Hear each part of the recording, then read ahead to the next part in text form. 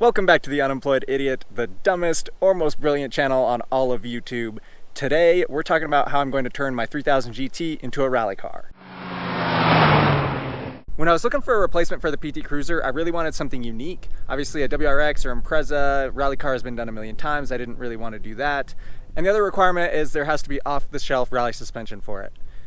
Someday I'd love to get into fabricating my own rally suspension, but today is not that day.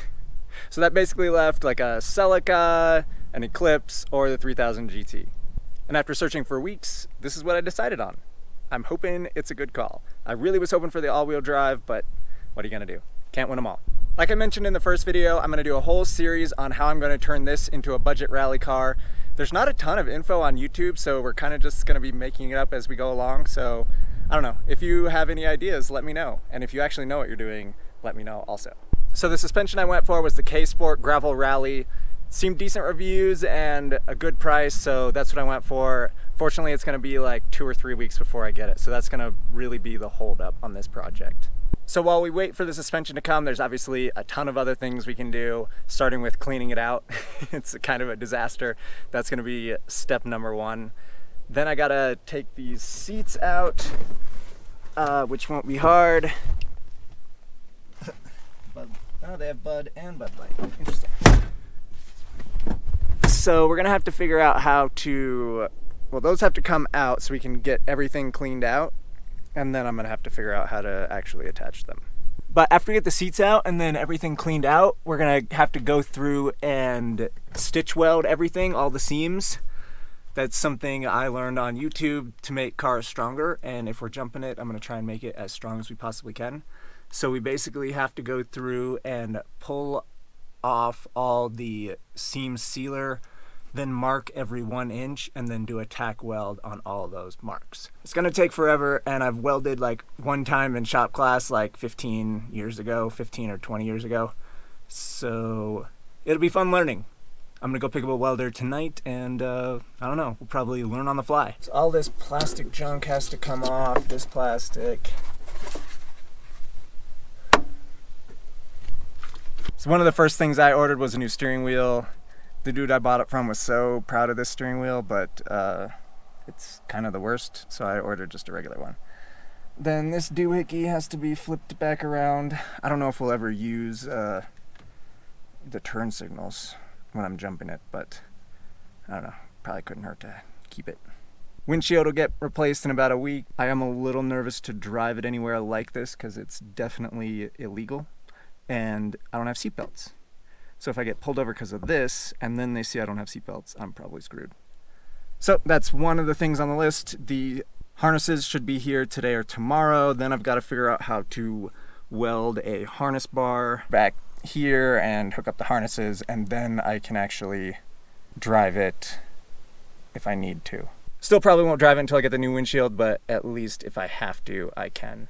The one thing I need to do is get the new tires put on. I'll show you those. So like I pointed out in the first video, we have one just messed up, non-matching 17-inch Acura wheel on here. I don't know why, but got a new wheel on eBay for like 70 bucks, so not too big a deal. Does anybody know what eBay actually stands for? I was thinking it was like electric bidding auction Yahtzee, but I'm also an idiot, so that's probably wrong. Yahtzee! Then these are the tires, found them on Craigslist. Rally tires are like 200 bucks a piece. These partly used snow tires were 150 for all four, so this is what we went with. Michelin Ice X. They look like they'll do all right for rally. They are covered in dirt, so you know you can drive them on dirt. This is what everyone uses in like rallycross and stuff. One of the cool things about living here out in the boonies, middle of nowhere, is there's no emission regulations. So when I say I'm gonna straight pipe it, I'm literally gonna take a straight pipe, run it out of the engine, straight out the back. There might have to be like one little bend so it comes out here, but still, it'll be pretty straight. It's gonna sound freaking awesome, but it also might get me pulled over. I don't know how much I'm gonna actually drive this on the street. So the biggest project is gonna be this bumper. Probably just rip this whole thing off and replace it with like a trophy truck style bash bar up here and then leading down into a skid plate.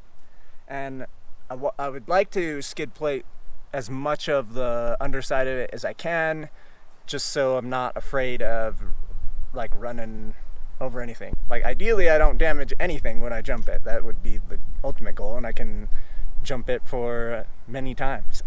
So I don't know exactly how this is going to work yet, but Brian said he'd help me, so we'll figure it out from there. So the one thing I have no ideas for is these windows. I don't want to take them out completely because it's an outdoor car and it'll get filled with dust and rain and all that stuff.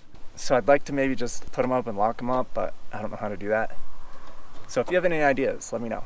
Thankfully the motor's pretty good. I don't plan on doing too much to it at first. Hopefully it lasts a little while as is. I do need to lock down the battery and the intake. Those are just kind of loosely flopping around, and might go through and clean it up and see if there's anything I absolutely have to do. But I don't really know anything about working on motors, so hopefully it's just good as is. So I'm technically an idiot right now, but I will be learning, so that's not an idiot thing to do.